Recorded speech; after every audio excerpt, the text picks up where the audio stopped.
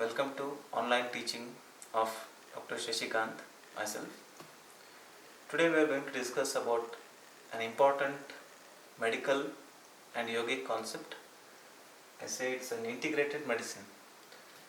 Integrated medicine is a newest concept in medical history because most of modern medical science concentrates on a physical body in the form of medicines and surgery.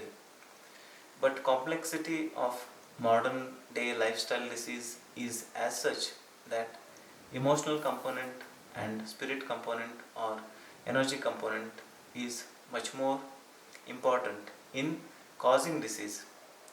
So yoga also believes that mind or emotions are the causative factors of physical bodily diseases.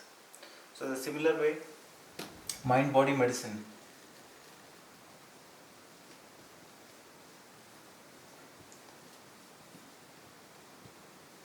It's the newest field of medicine which concentrates mainly of the diseases originated from the mind and percolating into the body. So there is a statistical information saying that 70% of primary physicians or primary doctors' visits are one or other way related to stress. It's very interesting factor when I say 70% of all the diseases where the patient goes to a doctor first are one or other way related to disease, related to stress. For example, back pain, stomach issues, constipation, indigestion, excessive gas, bloating of abdomen, headache, neck pains, shoulder pains, wrist pains, muscle cramps, hypertension, diabetes, anxieties, depressions, and so on and so forth. So most of them, they say disease starts in the mind. There is a chemical change, there is a neurological neuropeptide changes in the mind which results in increase in our sympathetic stimulation, which means your adrenaline keeps on pumping more. Your adrenal glands, which are situated just on the kidneys, they keep on secreting stress hormones. So these stress hormones, if it is a short term response, it is a survival response in animals, but unfortunately in humans it is become a curse into the modern way of living, because excess of stress hormones induces excess of bodily reactions in such a way that it will induce physical problems. I'll discuss a little about integrated medicine now. So as I already said, stress can cause so many diseases. So modern doctors' interest towards disease is taking a new dimension. This is the dimension of integrated medicine, where we don't just concentrate on just prescribing medicine or just prescribing surgery for that particular disease if it is required. We see three different aspects of the person's body, person's mind, and person's spirit, and the community support. So when I say community, it depends. Indian people medical treatment depends, it's different. Chinese people medical therapies, it's different, because community acceptance is bit different. So Chinese people, they accept more of self-healing or traditional Chinese medicine rather than just allopathy medicine. So in this way they say, rather than subdividing all the fields of medicine into separate categories, let us integrate into one, which is best for that particular patients, give it that. So that concept is called as integrative medicine, in which we concentrate on four aspects of a being: person, body, mind, and his soul or spirit, and his surroundings, maybe his families, maybe his friends, maybe his support system, maybe his community. After saying this initial concept, Here I mean patient healthcare needs, I mean here the people who are suffering from disease already. And it also means that people who are not having diseases also can take help of this integrative medicine, because there is a preventive medicine already into this. Just highlight few of these components of this complex integrated medicine, which varies or which differentiates or which differs from each country to country. So that's why I mentioned here complex. It's very complex.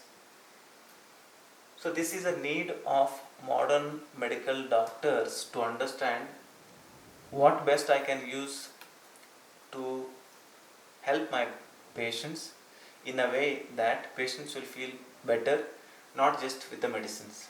Medicines already we give. Medicines all the doctors will give. Surgery, all the surgeons will do the surgery. What extra you are giving to that particular person or a patient who is emotional complex being? We are treating disease in the form of disease, but the personality is there.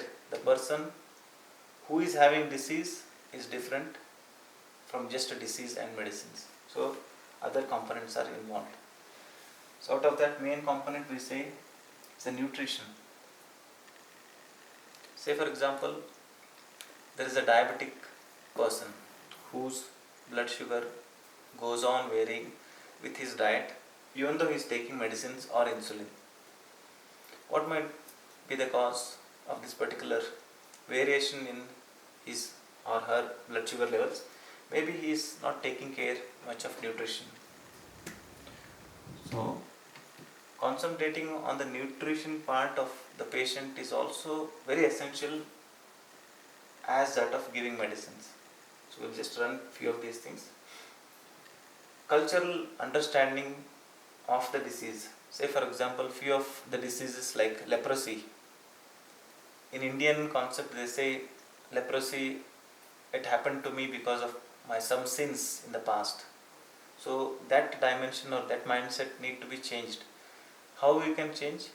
Only when you know what the patient inside, then only you can work on. So nutrition, cultural background, of course medicines you are already giving, and preventability. Even though there is a disease, can you prevent causation of increased blood sugar? Say for example, can you do something wherein patient can take care of his own blood sugar levels optimally? So that is the preventive part. Here we can include exercise,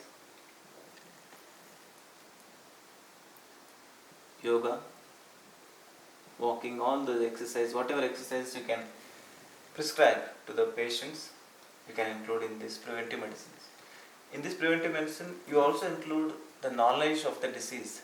The patient having that particular disease, the knowledge with which patient understand his or her own disease also very important for you to treat the patient well.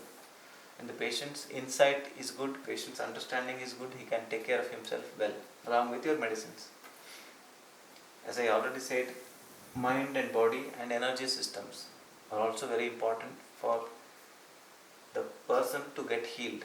So energy systems, you can say Tai Chi or pranic healing or pranayamas or meditation techniques which increases the vital capacity of that particular patient. So these things also very essential. When you practice some of the subtle energy practices, there is a change in your neurotransmitters, and that particular good neurotransmitter can modulate or modify your body in such a way that your healing responses will get activated and body can get healed fast along with your medicines. So mind body component and energy component, these things we'll study in detail when we go further. Surgery, when there is essential for surgery, they'll consider for surgery, otherwise no need. Manual medicines like massage therapies, acupuncture, acupressure also add on. I'll say add on treatments. When I say add on, it means that you are taking modern medical treatments, adding on to that you are doing other forms of therapies so that it can help the person better. Here comes your TCM, traditional Chinese medicine. Herbal or botanical medicines or plants sources or herbal sources which can directly or indirectly it will help in the patient's recovery. And all these components which I talked must be based on some form of research. So that's why I say evidence based.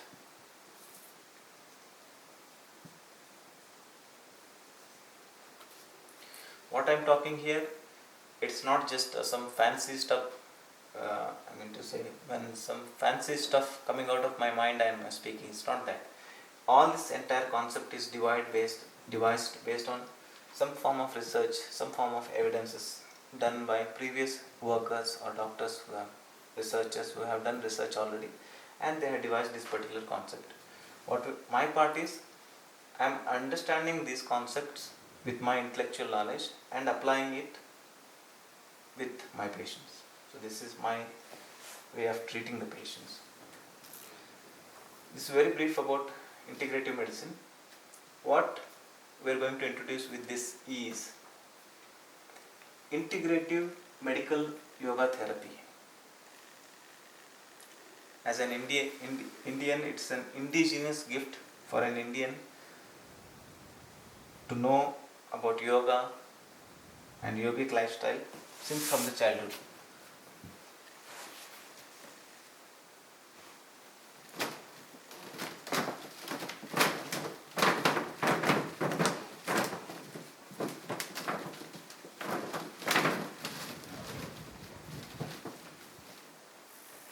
Now we are talking about yoga as a therapy.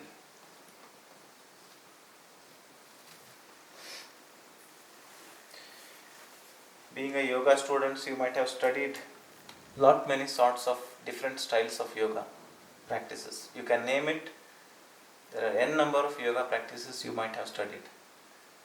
Iyengar yoga, Ashtanga yoga, hot yoga, Bikram yoga, power yoga, Vinyasa yoga, Vini yoga. So many things you have studied. But this concept of yoga therapy applies to any forms of yoga practices which you might have done before, because this concept is static and also dynamic.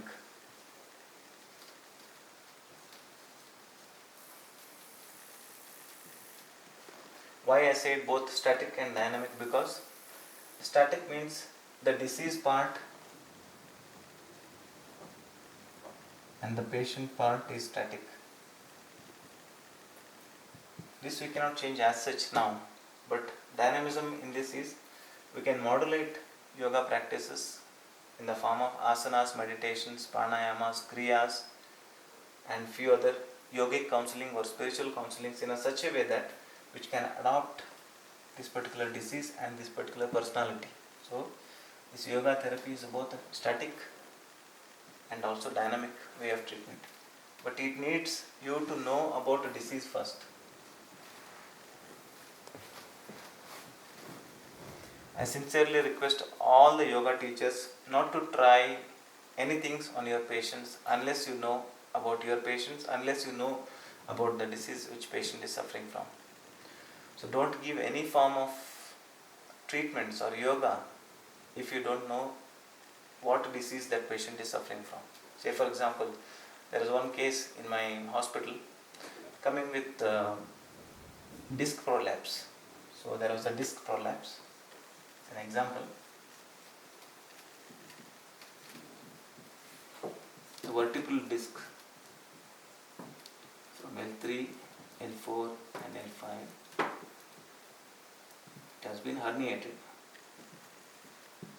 just because one of the yoga teacher taught frog jump in a patient already suffering from mild disc prolapse. It became severe disc prolapse.